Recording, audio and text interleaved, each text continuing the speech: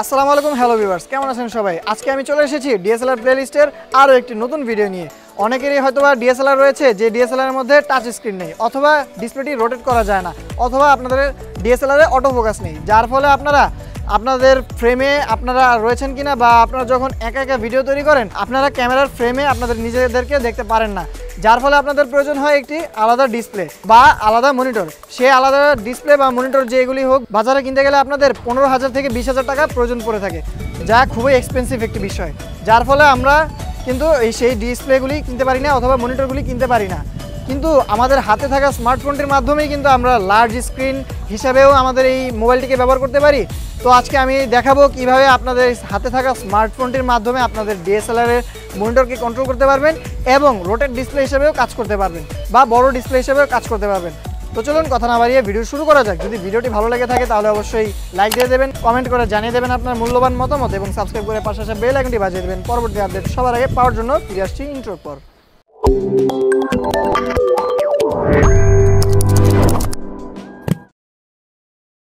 আমাদের প্রথমেই যে জিনিসগুলির প্রয়োজন হবে সেটি হচ্ছে আমাদের একটি মোবাইল মাউন্ট, যেটির মাধ্যমে আপনারা মোবাইলকে লাগাতে পারবেন।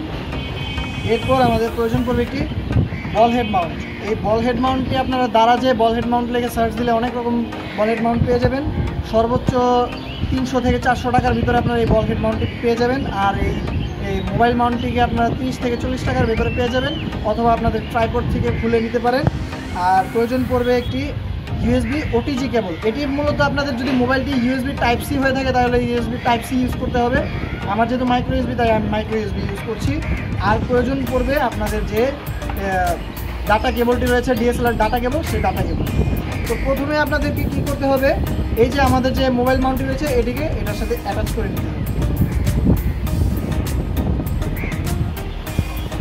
অ্যাটাচ করার পরে আমাদের এইখানে আমাদের ডিএসএলআর সাথে প্রথমে লাগিয়ে দিতে হবে। এই যে আমি লাগিয়ে দিলাম, এটা লুজ, এখান থেকে টাইট দিয়ে দিচ্ছি।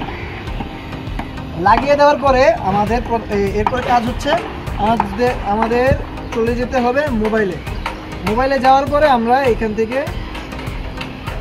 স্ক্রিন রেকর্ডারটা অন করি।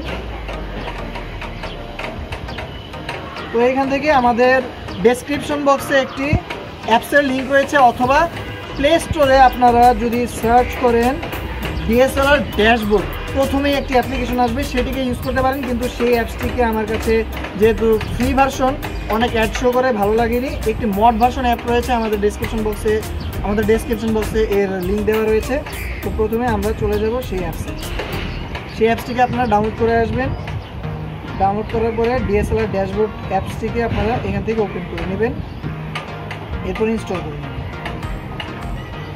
তো এরপর আপনারা এখান থেকে ওপেনে ক্লিক করে দেবেন। ওপেনে ক্লিক করার পরে আপনাদের এরকম একটা ইন্টারফেস দেখা যাবে, সমস্যা নেই, কিছু নেই, এরকম ইন্টারফেস দেখানো হবে।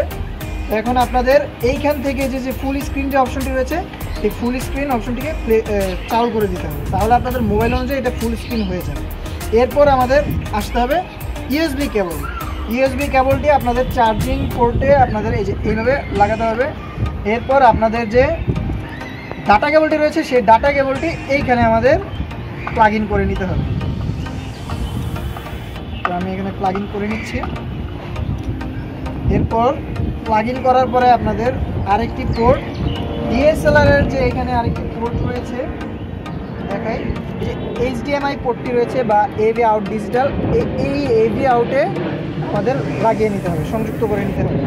এরপর লাগালে দেখবেন এই যে আপনাদের ডিসপ্লেটি চলে গিয়েছে। আমি প্রথমেই ভিডিও মোডে রেখেছিলাম, একটু আপনাদেরকে দেখাই যে এইখানে যে আমার মোডটি ম্যানুয়াল মোড এবং ভিডিও মোডে দেওয়া রয়েছে। তো এখন আমাদের এটি কিন্তু এই যে এখানে চলে এসেছে আমাদের ডিভাইস অ্যাক্সেস। এরপর এখান থেকে ডিভাইস অ্যাক্সেস আমরা ওকে করে দিই। ওকে করার পরে আপনাদের চলে যেতে হবে এখান থেকে সেটিংস অপশন থেকে আপনাদের এইখানে যে লাইভ ভিউ স্টার্ট আপ নামে যে অপশনটি রয়েছে সেই অপশনটিকে চালু করে দিতে হবে। এরপর আপনাদের ব্যাক চলে আসতে হবে। এরপর সার্চ ফর ইউএসবি ক্যামেরা আমি এখান থেকে ওপেন করে দেবো, ওকে করে দেবো। এরপর ক্যামেরা এখান থেকে ক্লিক করে দেব। এরপর আমাদের যে এখানে অপশনটি রয়েছে লাইভ ভিউ সেটআপ যদি অন করে দিই দেখতে পাবেন এই যে আমাদের ক্যামেরা চালু হয়ে গিয়েছে। এখন দেখতে পাচ্ছেন আপনারা এখন যদি আমাদের ক্যামেরাটিকে ঘুরাই, এখানে দেখতে পাবেন এই যে আমাদের এখানে সব দেখা যাচ্ছে। তো আমি এইটিকে এখানে সেট আপ করে দেবো।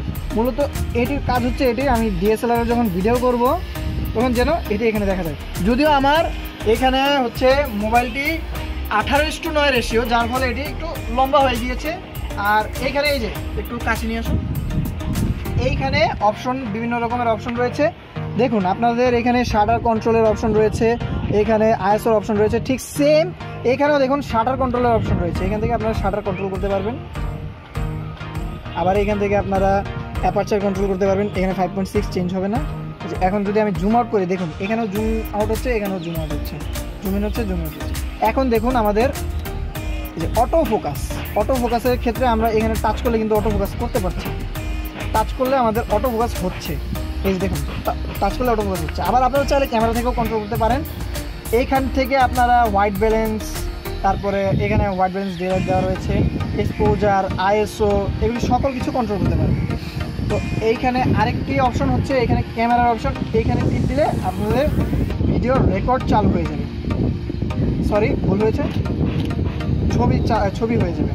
তো ভিউয়ার্স, আশা করি আমার ভিডিওটি আপনাদের কাছে খুবই ভালো লেগেছে। যদি ভিডিওটি ভালো লেগে থাকে তাহলে বরাবরের মতোই বলবো, আমার ভিডিওর এই অংশে লাইক দিয়ে দেবেন, এই অংশ থেকে সাবস্ক্রাইব করে পাশে আসা বেল আইকনটি বাজিয়ে দেবেন যদি নতুন হয়ে থাকেন। আর পরবর্তীতে আপনারা ডিএসএলআর নিয়ে কী ধরনের ভিডিও চান তা কিন্তু অবশ্যই কমেন্ট বক্সে জানাতে ভুলবেন না। তো আমি এখানে বিদায় নিচ্ছি। আমি জয়, আল্লাহ হাফেজ, আসসালামু আলাইকুম।